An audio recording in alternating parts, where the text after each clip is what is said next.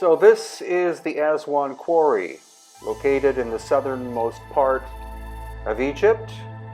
Solid granite, and this quarry has been used for several thousand years. The question is, how many thousands of years? These are the standard techniques used by the dynastic Egyptians for quarrying stone. And this as well. You see, very crude work, but what we're going to see is phenomenal.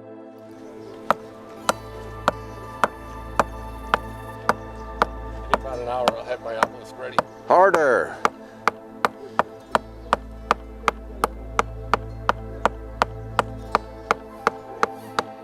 Now honestly, that is how some Egyptologists think that the quarrying was done in the Aswan area.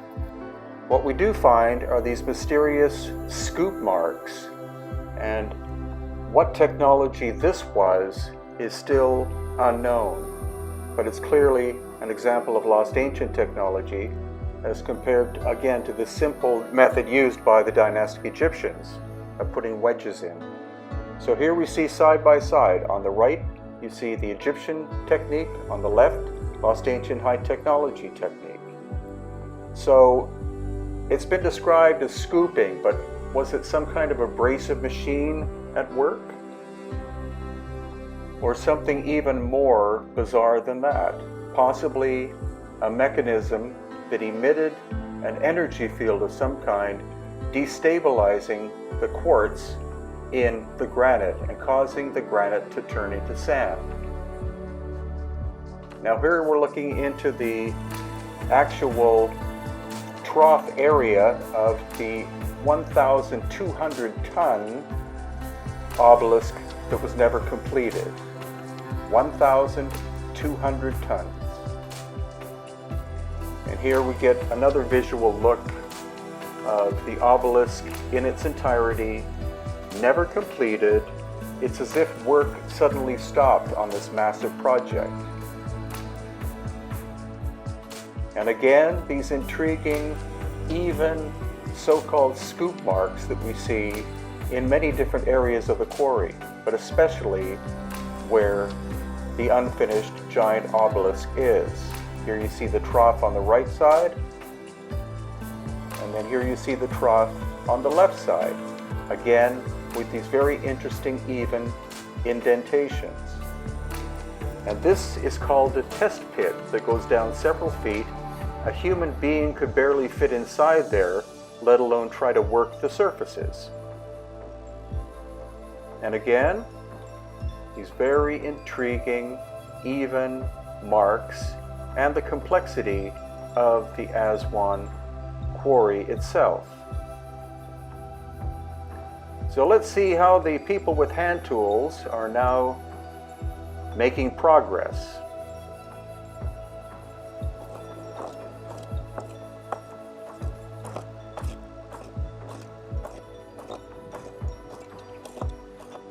Completely ridiculous to think that that was the technique. This again, you see where wedges were put in by the dynastic Egyptians and even Romans to break stone. And then a smaller obelisk that also was never completed. These intriguing scoop marks. You can see they were working on both sides, the left and right, and they were almost able to release the stone from the quarry. But something happened in Aswan that stopped the work, and the question is, what was it? Let's again see how the people using hand tools are making out. There's nothing else here. Thank you, Andy.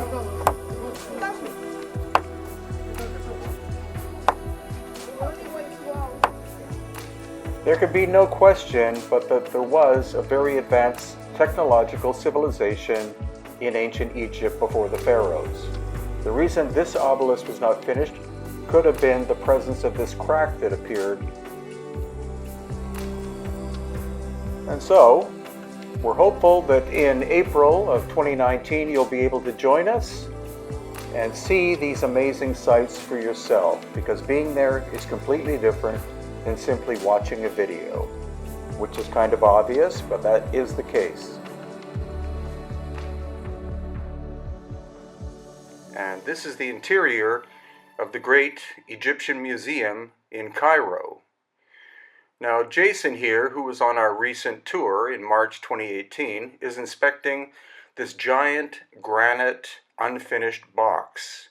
And what's amazing about this is we'll see obvious signs of lost ancient high technology, like that saw mark you see in the center of the video.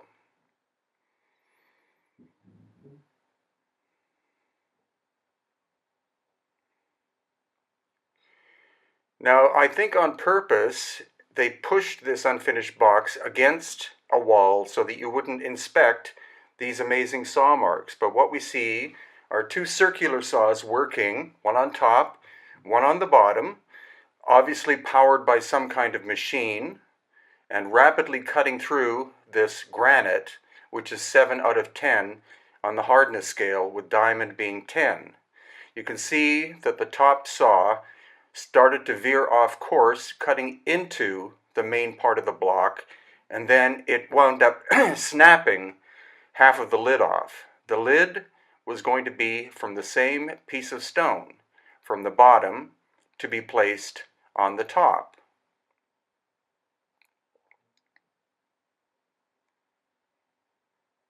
And now, right next to it, we see another granite box.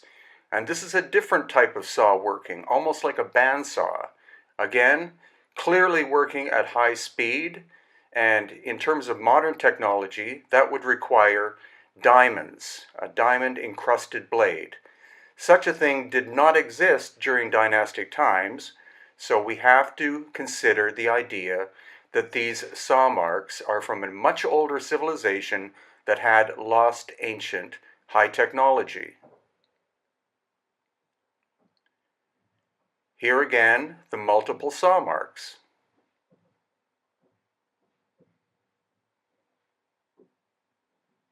And then somewhat nearby is this basalt box. And what you can tell from here, again, is that the box itself had to have been made using advanced technology. And this object was found by the dynastic Egyptians, and then they simply carved these shallow vertical lines into the surface, probably with relatively crude tools, possibly Bronze Age, maybe even iron, but the lightness of the lines means that they were done more recently than the shaping of the box itself. So for the moment, that's it for the first floor of the museum, and now we're going upstairs to visit the second floor. And what we first encounter are a number of wooden sarcophagi. But as we go to explore these sarcophagi, we encounter one of the most enigmatic of all objects in the museum. Aside from this 10-foot long wooden sarcophagus, of which there are at least two, were there people actually that tall who fit in these sarcophagi? But what we encounter is the amazing so-called schist disc, and we'll go more into detail with that after we observe another one or two of the massive sarcophagi made out of wood from the dynastic period. Here are normal size ones, between 5 feet and 6 feet tall. And then this huge one, which is 10 to 12 feet tall. Is it simply a symbolic sarcophagus?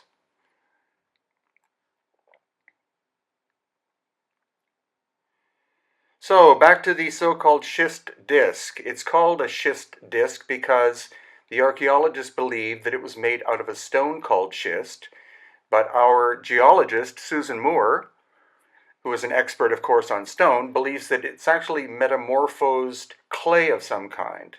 That would mean that it would be very, very dense, and also would be able to resonate. So this object, whatever it was, clearly rotated But the strange thing is that the fins, three of them that you see there, don't angle. So it isn't apparent whether it was pulling or pushing air or water. Maybe it was simply made to set up some kind of vibration.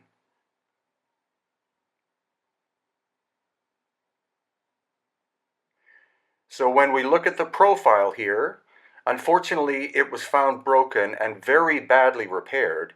But again, you can see it's a very complex piece of work. And it was found along in a cache with 30,000 to 40,000 turned very hard stone bowls and plates that could only have been made using lathes of some kind. And even the labels on these objects state that they're likely from the pre-dynastic or archaic period.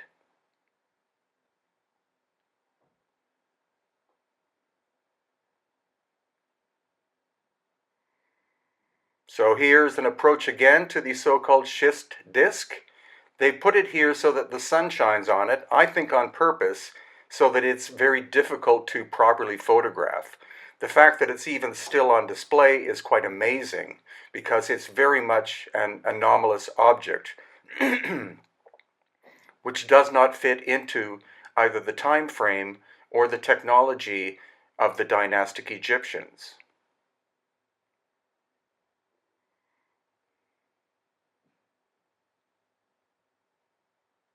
And here are some of the turned objects.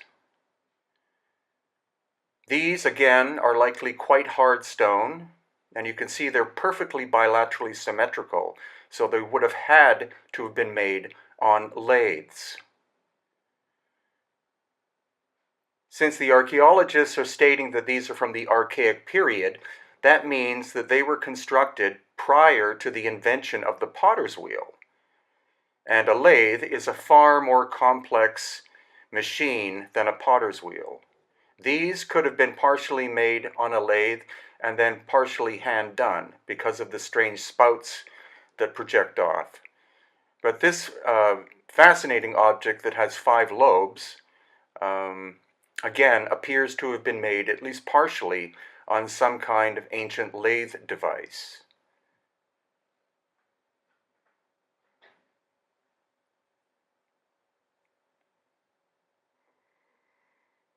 And these are very hard granite, syenite, and diorite bowls and other vessels that could only have been made, again, on a lathe of some kind. Now, the idea that that the lathes were operated by foot or hand are quite ridiculous, because in order to properly shape something like this, you have to have relatively high speed. So that means some kind of motor or engine would be involved, and those did not exist during the dynastic time period. And once again, many more of these objects. There are approximately 50 on display, but again, the cache that was found at Saqqara, the number of objects found was between 30,000 and 40,000. Many of them were found damaged or broken, and others unfinished.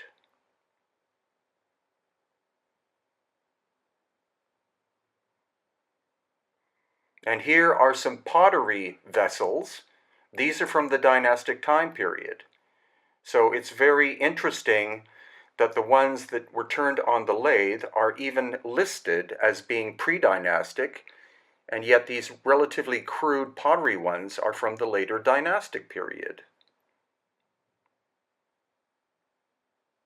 So what it's telling us, including this fascinating object here, is that the history of Egypt is far older and far more complex than most academics will state. And that's why these objects sitting in plain sight are fascinating and show us that it's very possible that there was a high-tech civilization existing 12,000 plus years ago in Egypt, and that these objects were inherited by the later dynastic people. What was this object? It looks like a flange of some kind. And note again that pieces are broken off. This damage appears to have happened in the very deep past because a high percentage of these objects are broken, and they were supposedly found in a massive pile all together in an underground space. These are boomerangs that are on display. Is it possible that the dynastic Egyptians invented the boomerang, or could these objects have in fact come from Australia, where the more famous history of boomerangs we know of?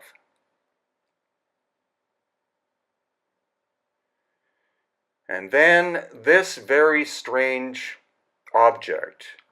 It's apparently made out of very hard granite once again, and the tool marks that we see where these circles are appear to be machine marks. What it's used, or what it was used during dynastic times for, I don't know, but again, it seems to be an object that was inherited by the dynastic Egyptians. Notice the strange burn marks on it. The burn marks could very well have come from a cataclysm that occurred globally about 12,000 years ago. It not only affected sites in Egypt, but we see ample evidence in Peru, Bolivia, and other locations that have megalithic structures. And why is it that all of the large granite boxes appear to have significant damage, especially in the corners? And now, this other object on the first floor has obvious tube drill holes. Again, this is granite containing quartz crystal. In order to be able to produce a drill that could cut through this, you need to have at least diamond level technology. And now we're in what's called the Amarna section, which is where we find the collection of statues and other works of Akhenaten, who personally is my favorite of the pharaohs. Here he is portrayed as being androgynous, possibly. It is believed by some experts on Akhenaten that he physically did look different from the average human being, and he simply told his artisans, "Portray me as I am." That shows that he had a high level of personal confidence. And here we have a classic portrayal of the Aten sun god with Akhenaten with possibly an elongated head. And there's Nefertiti on the left. And here we have the famous busts of his daughters, including Meritaten, who obviously is shown with an elongated head. And here, another view. It's amazing that only about a year ago we were allowed to start taking photographs and filming inside this museum. Before that, it was illegal. But that's what's happening in Egypt. So please consider joining us in April 2019. So we're starting at the Temple of Hathor in Dendara, which is reasonably close to Luxor.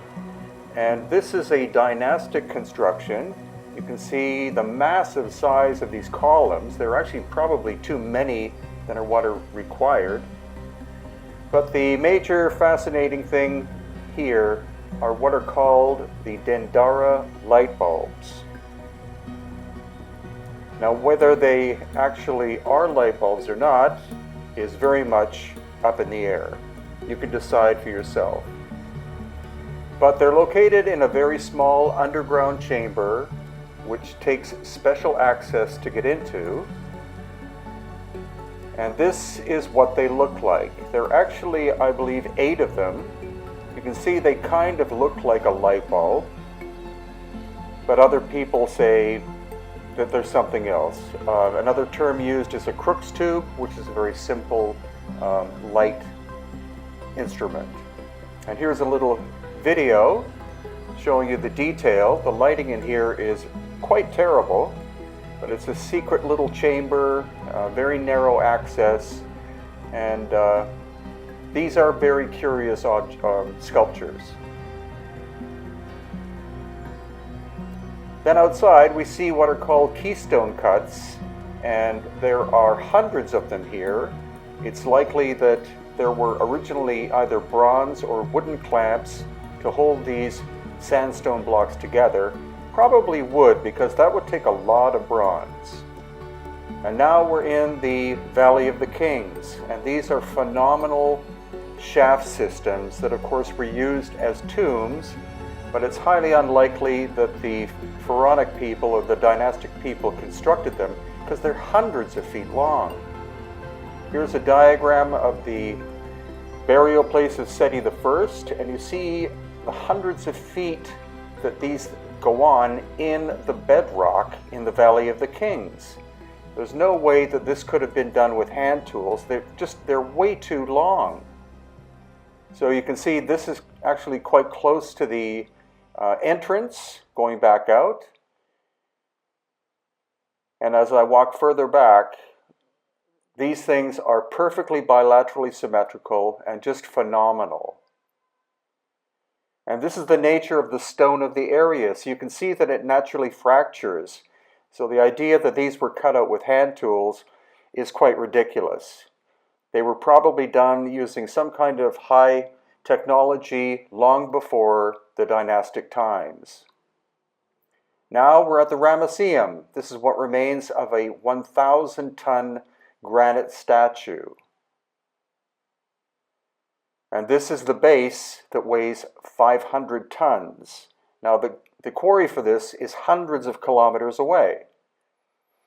And what's most curious are the weathering patterns on the granite, because this is not the way that granite naturally weathers. The surfaces are peeling off, and here you see all these crack marks. It's likely that this was a site hit by an ancient cataclysm 12,000 years ago. Now this is the dynastic aspect, these columns with the giant sculpture in the background. And this is one of the artifacts that I also believe was hit by this cataclysmic episode that was probably solar plasma from the sun. Here you can see that the crystal structure has expanded and the sculpture is basically falling apart. This is not simple vandalism. And here again you see the crystal structure has expanded. Geologists have told me this would be the result of very fast, very high heat, thousands of degrees Celsius. And this once was a granite stone too, but you see it's basically the surface is falling apart. And here again, the surface is sloughing off. And all the scorch marks, the discoloration, indicative of high heat. And the greatest example are the colossi of Memnon, especially this one on the left. The front surfaces are far more damaged than the sides or the back, so it appears that the solar pulse or plasma struck it from the east at sunrise. You see here, the sides are not as badly damaged. Part of the arm has been ripped off of it. And you also notice the scorching marks of the heat. And again, the sides are relatively intact. And here's a short video of the magnificent colossi. They weigh 720 tons each. The one on the left is a single block of stone. The one on the right was actually badly repaired during Roman times. And as we start to walk around to the side of the sculpture, again, you see the front here, extremely badly damaged. That could not have been done simply with somebody trying to vandalize it. So this is a scale model of what Luxor originally looked like. I believe it had 11 obelisks originally. And here again we see the overall layout of dynastic Karnak. It's one of the largest archaeological sites in Egypt and in fact the world. And this is the dynastic aspect, as in sandstone column construction. What we're going to focus on, though, is the pre-dynastic, much more ancient works in harder stones. So there appears to have been a cataclysmic event that happened at Karnak and other locations about 12,000 years ago. And in the case of Karnak, The path of destruction seems to have been solar plasma that went right down this route that I'm walking. Interestingly, it's 23.5 degrees off east-west, so the planet might have been in a different axis at that time. And what we're looking at is major destruction to the hard stone surfaces, such as granite and basalt.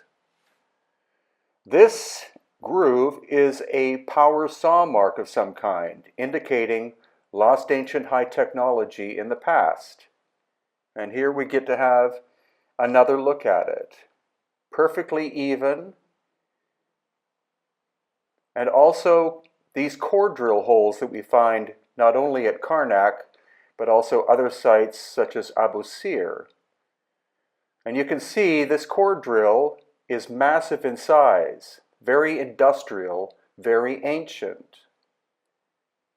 And then we also see the granite surfaces here have basically been burnt off. This is not destruction by some tribal people. This is some kind of cataclysmic solar plasma, according to the theory of people such as Dr. Robert Schoch. And here again we see another example of it. The upper part of that column was in good shape, but the lower section is basically burnt off.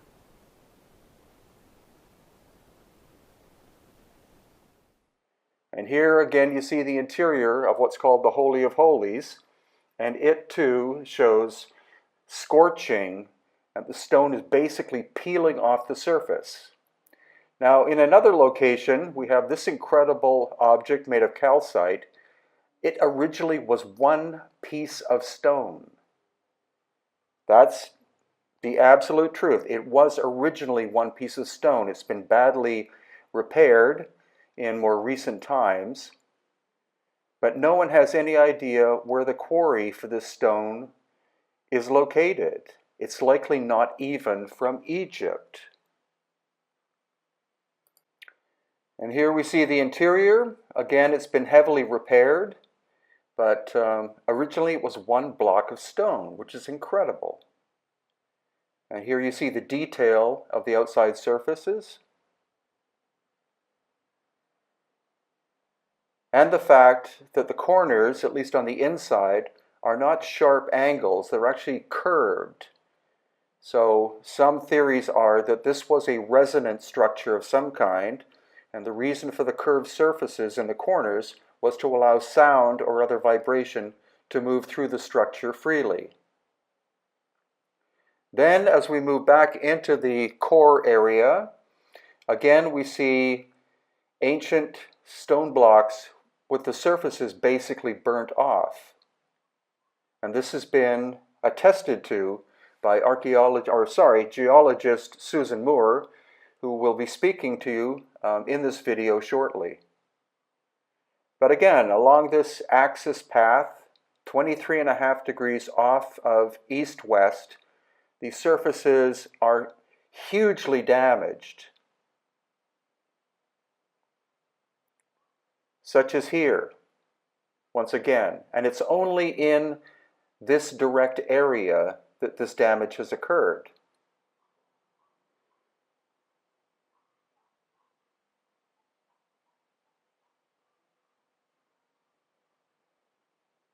So looking up, you can see that the affected area is from the surface up about 50 feet. The obelisk surfaces above that are still intact, but the lower surfaces have been affected, especially the eastern side. Eastern side affected much more than the other surfaces, so the force came from the east. And again, more of the amazing ancient core drill holes. Many different theories as to why they were done, why they were made, but they are at least as good, if not better, than 21st century technology. So again, we see another surface from the bottom up, badly eroded from some kind of heat. Upper area is not affected. And then as we continue along the path, going outside, still moving along this 23.5 degrees off east-west axis. Again, you see the surfaces of the stone are weathered beyond that of normal, typical weathering by heat, or sorry, by sun and rain, etc., but by some enormous force. So once again, this is not the normal way that granite, for example, erodes. And then we also have surfaces of calcite. So the enormous heat of this plasma strike affected the stones in different ways. Calcite, it broke it into several pieces, and you can see the surface there on the right has sloughed off, maybe because of crystal expansion inside. And then we also see two more of these curious ancient core drill holes. But why just take my opinion? Let's listen to geologist Susan Moore and Patricia Awian. Okay, we're here with geologist Susan Moore, and Susan is going to describe the phenomenon that happened to this stone, which is a granite-like stone, I believe. These stones in this little area, they've been puzzlement to us for numerous years. We keep trying to figure out what went wrong with these, why they're like it. And if you look at the rock here, you can see that the inner portion of the rock is a coarser crystalline size, and the outer side seems to have a finer crystalline crust. This is a fairly wide crust. This is a narrower crust. We just don't know why it's doing this. We actually see the same thing in a pillar, a door pillar over here. And, unless we could analyze these things, we're probably never going to know. But what it looks like to me, and this is just sheer speculation, is that the inner portion of this has recrystallized, and as it cooled, the outer portion of it cooled down quicker and made this finer grained crust. Okay, and that would likely be the result of intense heat. Intense heat. Okay, we've been coming here since the first time we started exploring this temple on our own, and the keepers would bring us in here and say, this is the real Holy of Holies. And the first thing we noticed is the destruction of this particular granite, or is it? It's a diorite. I'm sorry, Diorite. yeah. This particular rock, you can see its destruction. The destruction's from the inside out. And what is, what would cause something like that? So our theory was it was the energy of the site. But as we move in our research and our learning, we think about all the different possibilities. Yes, maybe the energy, that they're harnessing a magnetic current here, but is there another event from above that connects and hits this is attracted to this magnetic energy that causes this explosion? And as Susan would just explain, could create something like this that we can't create today with our own technology. Now here we are on the Giza plateau in Egypt, of course. And there you see the Great Pyramids in the background. That's what's called the second pyramid. Where we're going today is what is called the Osiris shaft. And this has not been opened for decades, if not hundreds of years, to the general public, but thanks to the new Minister of Supreme Antiquities, it's open if you want to literally rent the space for 2 hours. Now, it's not open to the general public.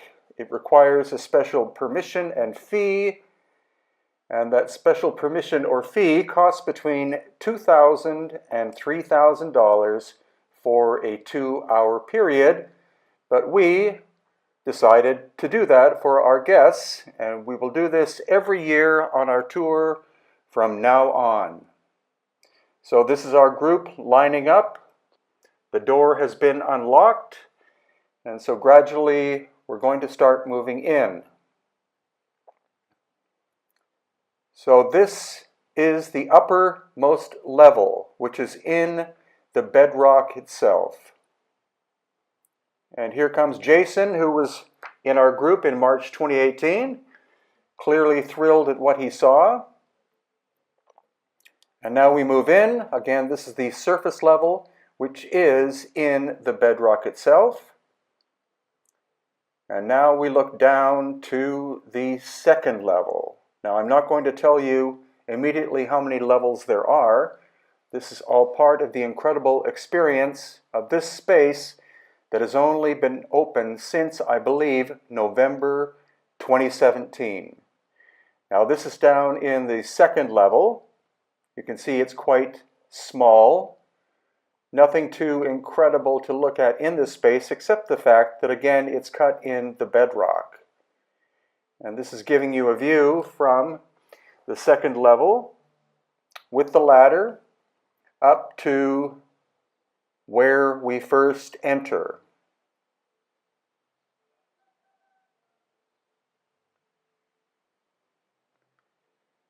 So this is about 12 of us out of a total of 30 getting ready to go down into the next level. But of course, because of the nature of the space, only a certain number could go down at a time. But this is looking down into what is the next level of the Osiris shaft.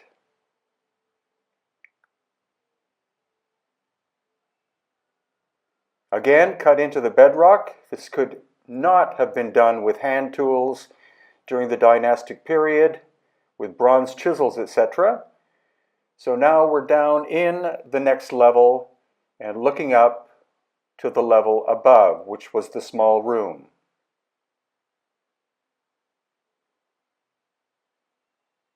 You can see the ladder on the right is very rickety, but a newer one was installed, which is on the left-hand side, and it is quite a safe experience to go down. And now looking into this room, there are 6 niches, and in 2 of the niches are large stone boxes. You can see the tool marks here in the wall. The lighting isn't that great, so flashlights, of course, were required. And then, again, this is one of these stone boxes you can see on the left. Very mysterious. So this is moving into one of the niches. Again, 4 of them are empty. What has happened to the actual boxes, excuse me, if they were even in there, is unknown. But now we're going to focus on this, which is one of the boxes that has this very mysterious goo-like organic material on the surface and also inside. Next time we go in, I would like to actually take a sample in order to find out what that material is. It doesn't appear to simply be fire or smoke, because there's very little smoke on the ceiling. It seems as though something happened to whatever or whoever was inside the box, like an explosion of some kind. And then this is the other box, which is more roughly shaped, and inside, mysterious, massive damage, again, as if the interior of the box exploded. Very strange. This isn't simply tomb robbers going in and trying to extract material from the interior. There's some kind of chemical process went in here, which is very weird. So again, looking up the ceiling, there are bits of splat, but not what I would call smoke or carbon material from a flame. Some other kind of strange phenomenon occurred here. And this box, supposedly the material is not granite, it's not basalt, it's not syenite, it's not diorite. It's a stone that is not found in Egypt. So weighing in at a minimum of 30 tons, where did this stone come from? How was it shaped? And how was it brought down the shaft system into this niche? Here again you can see the tool marks, very similar, almost scraping like tool marks. And then we're looking down into what will be the actual bottom level of the Osiris shaft. This is Yusuf Awiyan, who was one of our guides. The water that he's in is crystal clear, and he's standing on top of another giant box that's submerged underwater. So we are presently 200 feet minimum underground in the Osiris shaft. And there is underground water, of course, at Giza, but this water is crystal clear. So where exactly did it come from, and was it intended that this water be in there and be part of whatever process this structure originally performed? Because they call it a symbolic tomb, which is a really cheap way of saying we don't understand what this was made for, who made it, and when it was made. It's clearly megalithic, and thus it's likely at least 12,000 years old and was found by the dynastic Egyptians. They did not construct this, because this possibly could be beyond 21st century technology that was involved, which we see also at other places in ancient Egypt. The clear signs of lost ancient high technology that was present long before the time of the pharaonic people. I believe the stone is called dacite. I might be wrong. That would be D-A-C-I-T-E. Interestingly, inside this niche is a recessed area where a human-sized sarcophagus could have once been. That could have been an actual dynastic burial, but the other two boxes and the ones submerged underwater were beyond the technological capability of the dynastic Egyptians, and thus has to be much, much older.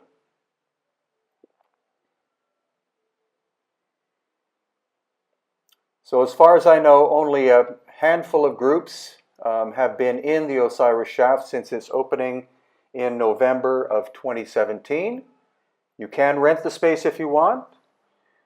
Minimum cost is $2,000 US, but that is what we do on each of our yearly tours, usually in March or April. We do very special things for our guests. We get access to other places which are very, very difficult for the common traveler or tourist to get to see, but that's why we like to believe that our tours are very special. And that's why there is a definite focus, not so much on the dynastic people, though that is covered, but more on lost ancient high technology and trying to unravel who did this work, when this work was done, why it was done.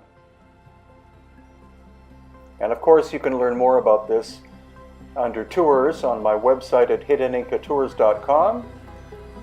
So we did have a full 2 hours. Here's Yusuf climbing back out of the water again. And this was an amazing adventure because for many, many years I wanted to go inside this Osiris shaft, but of course it was always padlocked, and even requests with the authorities were met with deaf ears. They refused to even think about the idea of allowing anybody in there. But the new Antiquities Minister is very progressive. He understands that opening up more of these sacred ancient spaces brings more tourism, but what it also does is it allows us, the researchers, to try to unravel the secrets of ancient places, such as here on the Giza plateau, as well as the other sites all the way from Tanis, which is in the Nile Delta area in the north, south to Aswan, where we find amazing things such as the unfinished 1,200-ton obelisk in the quarry at Aswan. So I hope you've enjoyed this adventure. We will definitely be going back to the Osiris shaft in April of 2019 on our very special tour, limited to 42 participants. This is the famous step period of Djoser or Zoser, and this is likely the first time that the dynastic Egyptians tried to build a large pyramid. But what do you make of this shaft cut into the solid bedrock? It's one of many in this location at Saqqara, and it's likely a pre-dynastic construction made by the master builders, because we also find these on the area of Giza, as in where the Great Pyramids are located. So I'm not interested in the dynastic period, though it's a splendid history of ancient Egypt. What I'm looking for are examples of lost ancient high technology and catastrophic damage. So what we're seeing here are very hard stone surfaces that appear not to have been necessarily vandalized, but more likely were victims of a massive cataclysm of some kind. Now, some of these surfaces, you can see the weathering is very strange. It's like the stones were hit with a very high heat. Not simple vandalism, though of course the structures would have been utilized as quarries during the dynastic times and also well into the Roman times. But what has happened to this little pyramid? It's not simply people taking hammers and trying to break it up. It looks like it has been struck by high heat.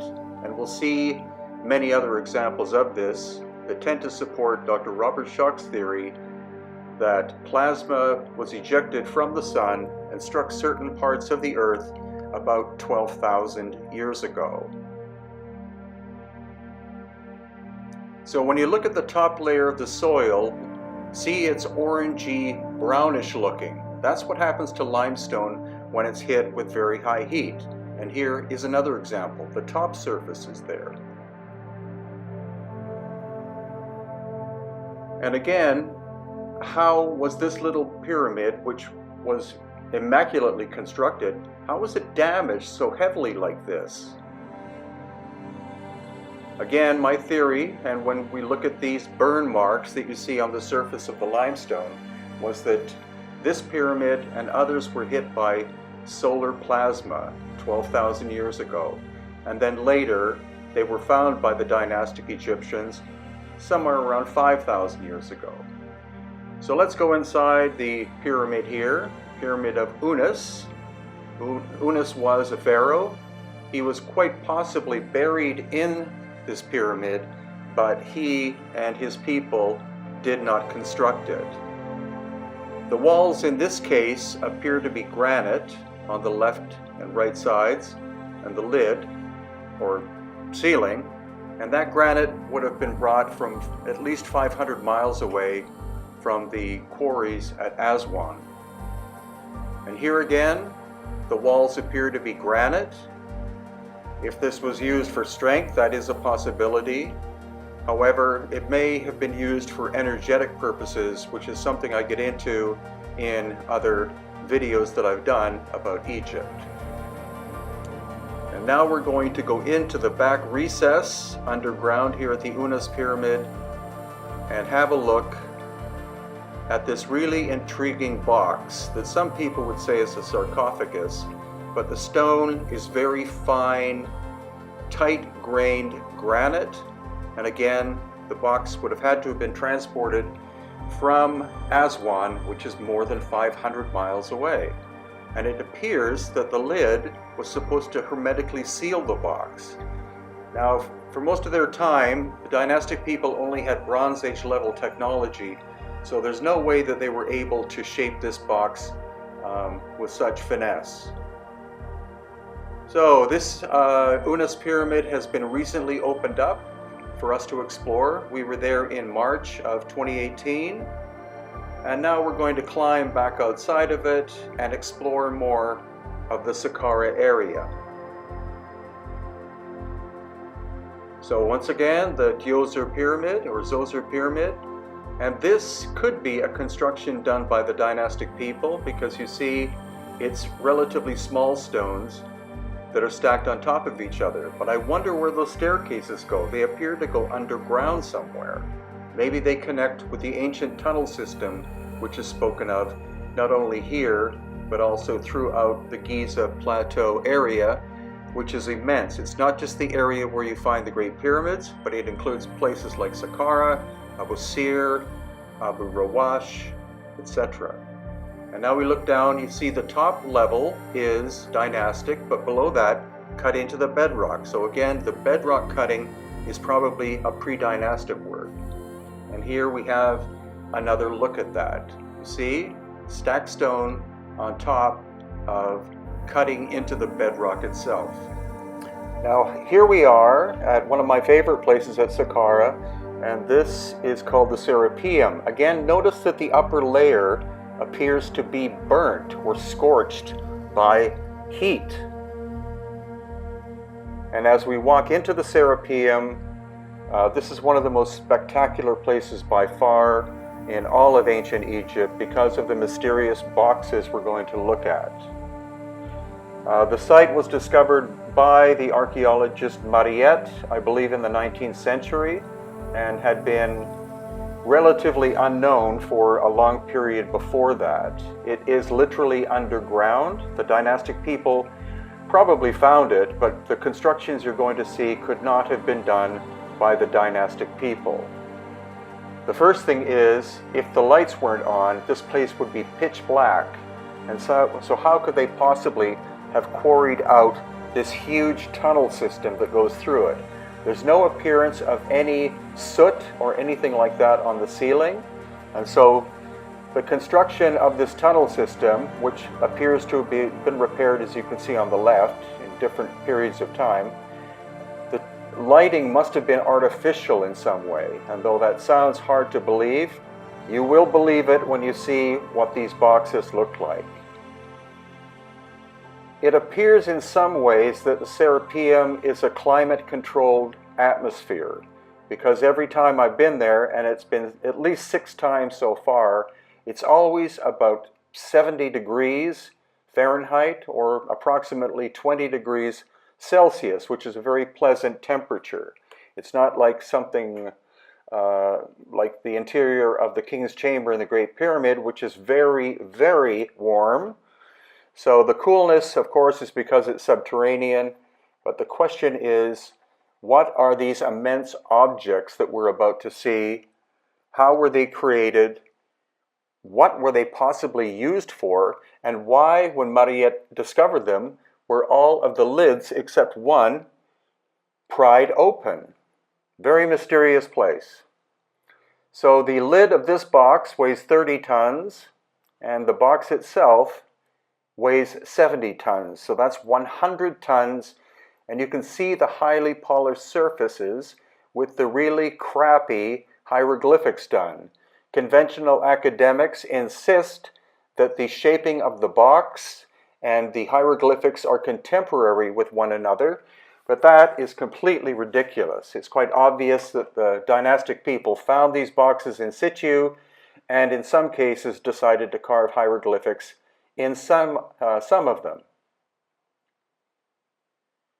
Again, the stone likely came either from the eastern desert or from Aswan. Also, these recesses you can see in the walls are larger than the length of the lid of the box. So that means that the indentations were likely made so that the tops, 30 tons apiece, could swivel open. And again, the surfaces beautifully polished. The lid fits on so tightly that it would hermetically seal the box. There's no way a Bronze Age culture could have possibly done this work, though the hieroglyphics, of course, they very much could have done. They are very crude, and because of the granular nature of the granite with the quartz content, that's why the lines are not straight. And why are these indentation areas polished as well? It's very odd that the original builders didn't make them perfectly flat surfaces. If this was a resonant box of some kind for high technology or some other function, it could be that the indentations were for final tuning of the box, because the acoustics inside are absolutely astonishing, and the box loves the sound of the tone Om. So again, the hieroglyphics are so crude, whoever the artisan was, he could not even, or she, could not even make a straight line because of the granular nature and the content of very hard quartz, which is in the material itself. But the high polish of the surfaces is quite amazing. You would likely need to have something like diamond dust or powder to be able to produce a polished surface like that. And then as we turn, we're going to explore the fact that there are more than 20 of these massive boxes in situ in the Serapeum at Saqqara. Now, not only are they in the niches, but you can notice they're about 5 feet down into the niche. So the box would have to have been moved through the corridor, turned around a corner, and be gently placed downwards by about 6 feet or 2 meters into the niche itself. And again, intriguing that the interior walls are wider so that the top of the box could swivel freely. But how are you going to move a 30-ton lid by hand in such a narrow space? So we continue walking through the tunnel labyrinth system here at the Serapeum, and this little hallway connects up with the second long tunnel. It does not have niches in it, but it seems to be the way that the stone boxes were transported into the other tunnel system. And what we're going to see here is very much telltale as to what was going on in ancient Egypt before the time of the dynastic people. What we're coming up to is one of the giant boxes without the lid, and the surface is relatively rough. So it was shaped likely before it was brought into the tunnel system of the Serapeum. And this is like it's locked in time. Something happened at the Serapeum, stopping all work. Once again, there's no soot or anything like that on the ceilings, and so candles or torches or whatever would not have been used in the fabrication of the tunnels or the movements of the boxes themselves. So artificial lighting of some kind would have to have been used, and this goes along with the fact that these boxes had to have been made utilizing high levels of very advanced technology, in some cases technology beyond our capacity today. So as we walk past the unfinished box that likely would have been finished once it was very close to its niche, we see in the background the lid that was to accompany the box. So it's very likely, and it's telling us, that the box would have been moved first, then the lid second. The box would have probably then been put into its niche, then the lid, 30 tons, put on top of the box. But how was the polishing done to make such a beautiful seal? And then we have this other orphaned lid here, and we're going to go back into the main tunnel to see where its companion box might be located.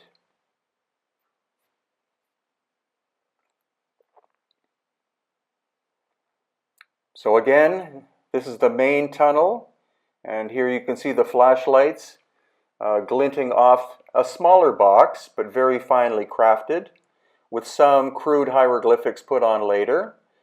This is the companion box for that monstrous lid that we saw just previously. You can see it wasn't finally finished, so the finishing would have to have been done in the niche itself. And Saqqara is a massive, massive site, and so there are other underground structures that we visited. Not as impressive as the Serapeum, but still, if you're going to spend the entire day at Saqqara, then it's well worth to make efficient use of your time. So in the case of climbing into this little tunnel, which again appears to be lined with granite, then you literally have to get on your hands and knees and crawl. There's a lot of dust and ground up limestone on the floor, and so you'll definitely have to wash your clothes after this little adventure. But that's what visiting ancient Egypt, especially with us, is all about. It's seeing as much as possible and focusing on the most mysterious ancient constructions that could not have been achieved by the dynastic Egyptians, telling us that standard history is very short-sighted and that there are thousands of years of time in ancient Egypt that are not documented properly by standard academia. Now, this box appears to be made of limestone, which could have been achieved, possibly, by the dynastic people with their bronze tools. But what are the strange scorch marks that we see on the stone, just like we saw on the surface with the little pyramid of Unis? So where will the... Now, this is what is called the Valley Temple. That's its common name. And you can notice that it's limestone that is excessively weathered and eroded. The external surface has been removed over the course of time to be recycled for other structures, likely in the city of Cairo. But the amount of weathering involved is extremely interesting. And here's a section of the outer wall of granite that is still in situ. Now, geologists have told me that the amount of weathering on the limestone surfaces above is far more than one would expect from wind and rain and sand and sun over the course of, say, 2,000 years. Luckily, this section that you saw there of the outer granite core is still in place. But here you're looking at megalithic-sized stones, obviously. The granite outer facing was brought from, most likely, the Aswan quarry, which is about 500 miles to the south, or 800 kilometers. And you're looking at serious tonnage here. And all of these stones interlock, or originally interlocked very beautifully without any mortar whatsoever involved. And again, here we are walking along, and this is what's called the Sphinx Temple in front of the Sphinx. And in fact, the Valley Temple and the Sphinx Temple were originally the same structure. And here again are some of the granite outer facing blocks that are still somewhat intact. There you see the Great Pyramid in the background. And again, you're looking at serious tonnage here in terms of the limestone core. Blocks weighing 10, 20, perhaps 40 tons. The weathering is extreme, and we believe that this structure is contemporary with the structure of the Sphinx, meaning that it is 12,000 plus years old, and this is based on what geologists, more than 200 from around the world, tell us, based upon the weathering patterns. So this is inside the so-called Valley Temple. Notice the amount of erosion on the bottom of this pillar as compared to higher up, which we will see in other video clips. You can see the bottom half, roughly, seems to be heavily weathered. That may very well have been water. And here you see the interfacing granite stones that originally were very tightly fitting together. Again, the granite all came most likely from the Aswan quarry in Aswan itself, in the very southern part of Egypt. Again, notice the weathering on the lower section. And here, again, we're still inside the Valley Temple. You see how the blocks interlock almost perfectly. There was no mortar originally, but they've done repair work, and so they've done some filling in recent times. And this is the passageway that takes us up higher onto the Giza plateau. Again, megalithic-sized blocks of granite.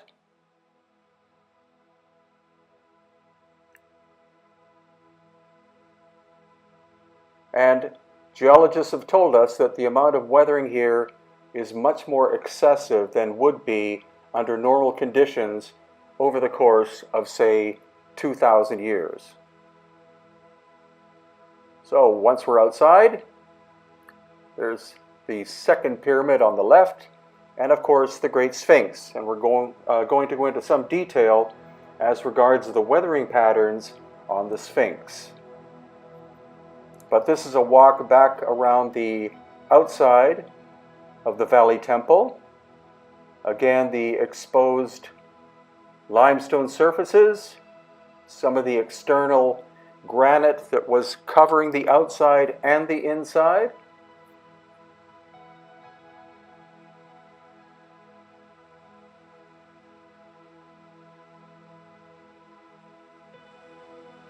And another glimpse inside the niche of the Valley Temple so that we can see the scale of the granite blocks. There you see a repair that could have been done maybe in dynastic times.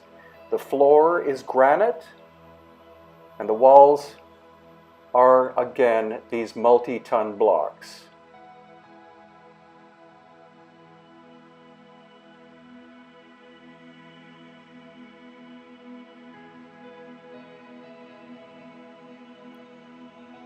So we go back outside and then turn to the left to have a look at the exterior of the Valley Temple that basically interlocks with what's called the Sphinx Temple. So they were originally one homogeneous structure. Now these massive limestone blocks were taken out of what's called the Sphinx enclosure. So whoever made the Sphinx cut out these multi-ton blocks in order to shape the Sphinx enclosure and shape the Sphinx itself. Each block was taken out, of course, individually and then locked into the one that had been taken out prior. And these vertical weathering lines are the indications of precipitation, and precipitation on such a scale has not been seen in this part of Egypt, geologists tell us, for at least 12,000 years. The head, of course, has been recarved during dynastic times, but you see the chest of the Sphinx heavily eroded, and there with the paws we see a lot of reconstruction that likely began during the time of Khufu.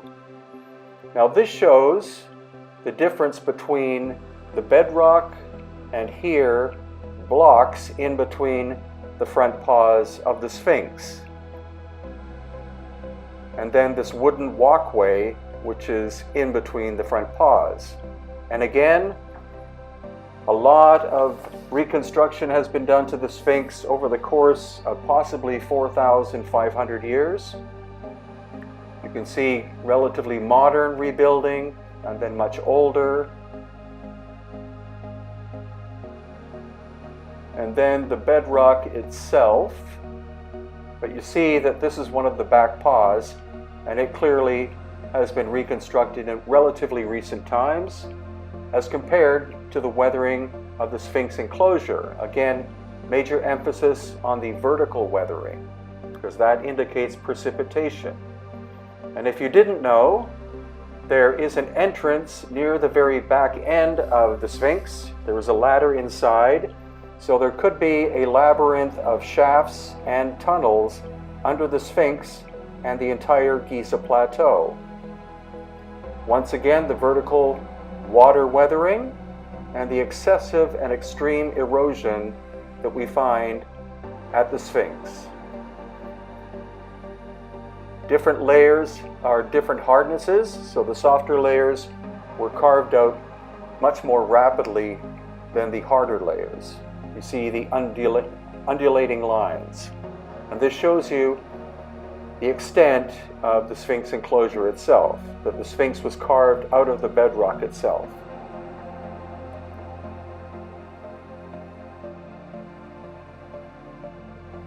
And there are the blocks taken from the Sphinx enclosure to build the Sphinx and Valley temples. So once again, on the left, you see that's bedrock. On the right, those are blocks. So the story that there is an entrance to the Sphinx in the front is likely true, because if you look at the rectangular system of boards there, that section can actually be taken out. And so it's believed that the Egyptologists have discovered the underground tunnel and shaft systems that exist under the Sphinx itself, extending likely all the way at least to the Great Pyramid, if not beyond. On the left you saw that bit of repair and this strange channel, which is really quite rough, but I never noticed this on previous trips. There's a channel that basically goes all the way around the Sphinx. Whether it was done during dynastic times or not is unknown. It's not very sophisticated. But just to emphasize one more time, the vertical weathering was precipitation, and it has not rained much around the Giza plateau. Climatologists also tell us for at least 10, if not 12,000 plus years, making the Sphinx at least twice as old as the dynastic Egyptians.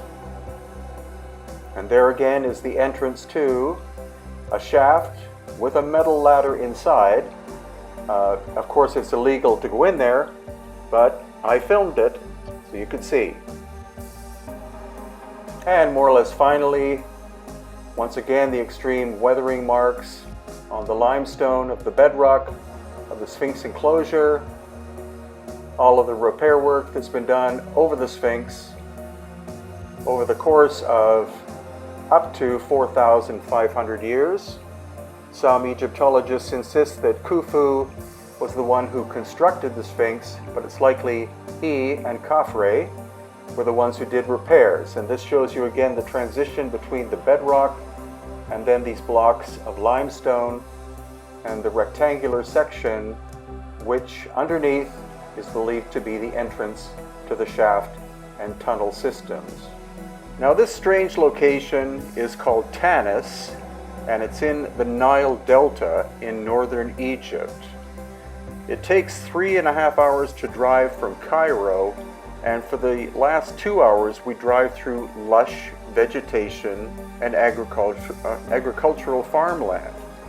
So the question is, why is Tanis seemingly devoid of life, and why is every sculpture and obelisk and pillar, etc., smashed to pieces? This is way beyond the damage of any marauding army or vandalism. This is cataclysmic destruction, and we're going to see lots of evidence of heat scorching on the surfaces of a lot of the stone. Now most of the stone, which is located at Tanis, such as this, is granite, and it's likely that the granite came from the great quarry at Aswan, and Aswan is 1,000 kilometers to the south. So how was all of this transported? These are small pieces. Again, notice the very strange erosion of the surfaces. And the only piece that seems to have been intact is this quartzite box.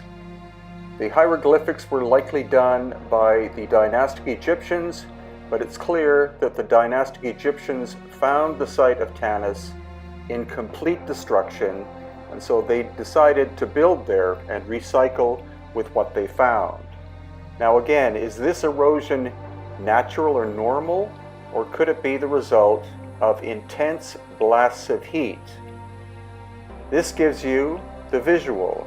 Again, you can see that Tanis is more or less devoid of life, except for the odd thorny bush, like the one you can see on the right here. And when you walk on the surface, it's not like you're walking in sand or on dirt, but more like flour, as if all of the nutrients was burnt out of the soil itself. And this gives you an idea of the sheer volume of stone found at Tanis. Again, likely from the Aswan granite quarry, 1,000 kilometers to the south. And as you can see, every single stone shows incredible levels of damage. archaeologists tried to put this sculpture together, but it does look like some of the extensions of it, like the arms, were literally blown off. This fits in well with the theory of Dr. Robert Schoch regarding solar plasma striking the Earth 12,000 years ago. And this is another example. You can see that the right-hand side of that statue has been hit with at least 2,000 degrees Celsius of heat. Now, all of this stone was found by archaeologists in the 19th century underground.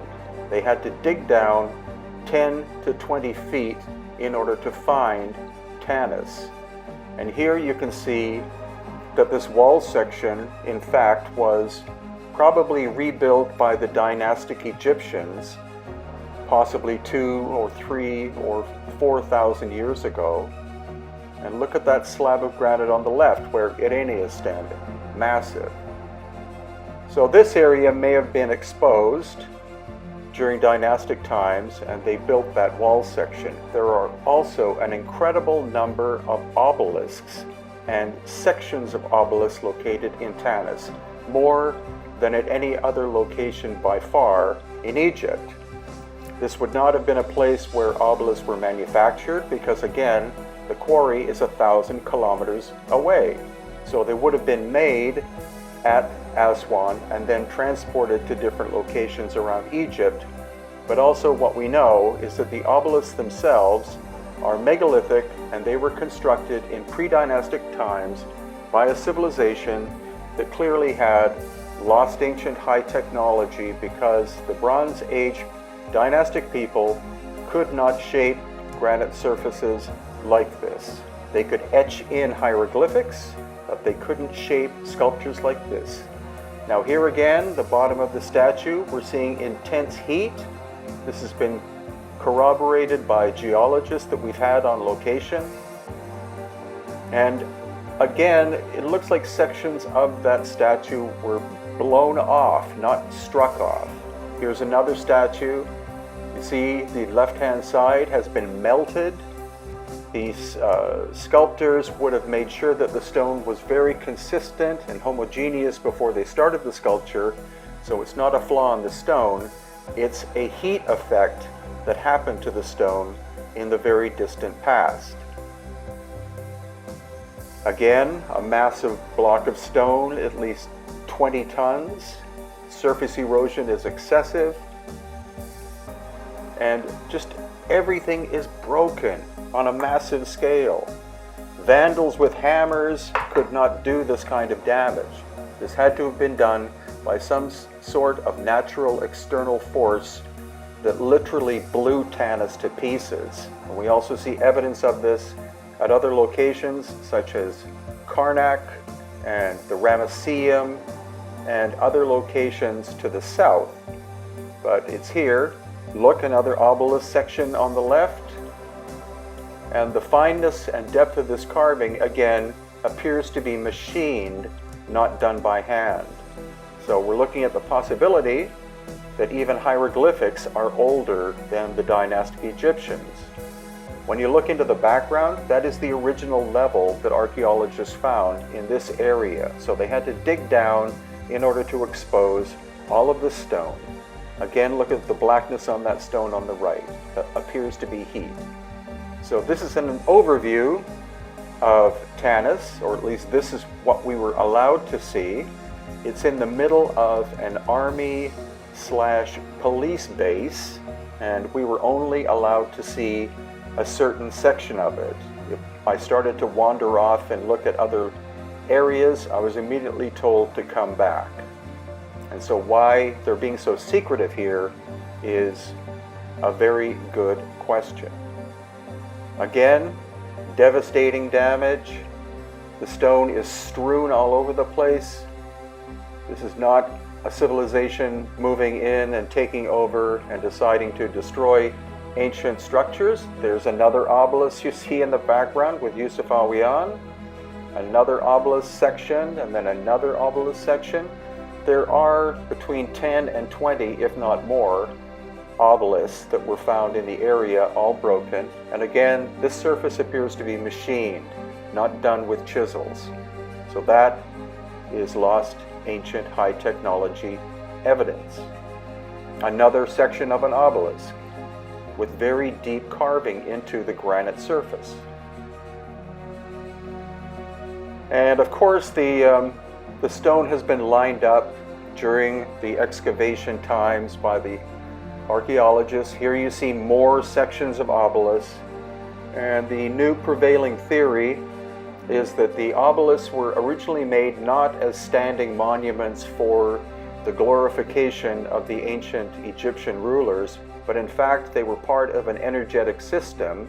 They were the receivers of energy emitted from the power plants or energy structures that we call the pyramids, located around the Giza plateau area. There's a perfect circular hole that could have been machined. And then we get to the tomb area. And if you look carefully, you can see that all of this stone was restacked during dynastic times. The giant blocks of granite were likely there originally. Then the dynastic people simply took stone from the area, especially this limestone on the left, and piled it up to create a tomb. Inside this one, we find a granite box. This likely was a sarcophagus. The roughness of the surface shows that it was probably done during dynastic times, because it's not that well done as compared to the finer craftsmanship of the older megalithic work. And then when we look up, we'll see that this top block has hieroglyphics on it. So clearly that was recycled from an older structure. The dynastic Egyptians did not move any material in terms of stone into the area. They simply recycled what they found. And their technical prowess was not much compared to that of the earlier lost ancient high technology civilization. Here again, we see a much larger box, which they would call a sarcophagus, with the top snapped off as if it was hit with an enormous force. And one last wander through the area of Tanis we were allowed to see, which was quite extensive. And again, you can tell this area was probably exposed and open during dynastic times, and the stone was reconstructed, or the wall was reconstructed by the dynastic people. See the very poor work on the left-hand side. That's an addition during dynastic times.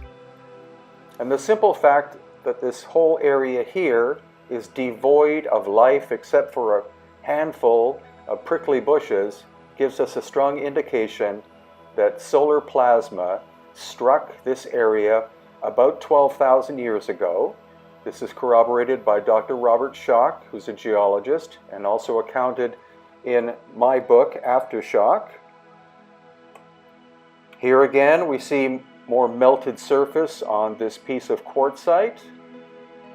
It is like a giant came in and just knocked everything to pieces, but it wasn't a giant, it was a giant force that came from outside of the Earth, plasma ejection from the sun, most likely striking at sunrise around 12,000 years ago. It could have been a series of events, not just one simple one-day event, but it could have taken place over the course of up to 300 years, according to Dr. Robert Schoch, that would have vaporized anything and anyone that was in this area. The soil might have been blown up into the sky and then came down and covered the whole site, because here I am on the original surface level. This is the surface that the archaeologists found, and in order to see the artifacts, you have to climb down, again, between 10 and 20 feet. And these mysterious men in black were with us. There were 4 or 5 of them. Very nice suits, sunglasses, automatic weapon hiding underneath his jacket. They were keeping a very fine eye on our activity, but thankfully we were able to film.